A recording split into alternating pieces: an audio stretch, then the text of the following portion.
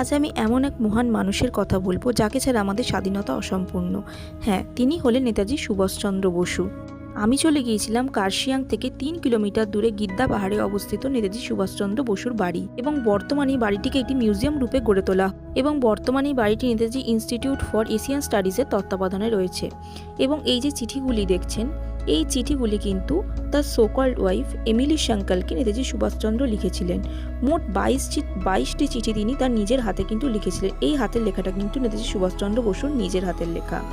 এখানে গিয়ে জানতে পারলাম শরৎচন্দ্র বসু অর্থাৎ নেতাজি সুভাষচন্দ্র বসুর দাদা এই বাড়িটি 1922 সালে কিনে নেন, এবং সেই সময় থেকে 1996 সাল পর্যন্ত বাড়িটি বসু পরিবারের অধীনেই ছিল, এবং বর্তমানে 2000 সালে এটা উদ্বোধন করে নতুন মিউজিয়াম রূপে গড়ে তোলা হয়।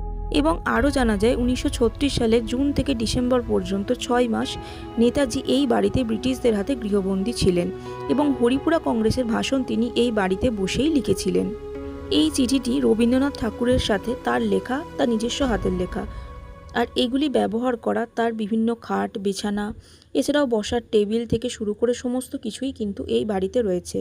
এবং আরও জানা যায় তিনি এখানে গৃহবন্দী থাকার সময় চৌকিদারদের মাধ্যমে গোপনে স্বাধীনতা সংগ্রামের কাছে নির্দেশ তিনি কিন্তু পাঠিয়ে যেতেন।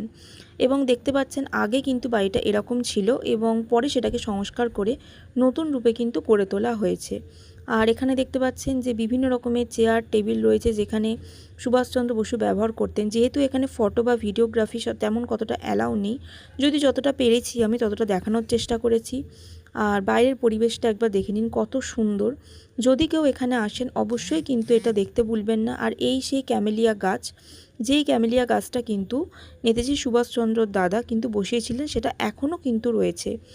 আর এই সুভাষচন্দ্র বসুর বাড়ি না দেখলে কিন্তু অবশ্যই মিস করে যাবে। আর কেমন লাগলো অবশ্যই জানাবেন।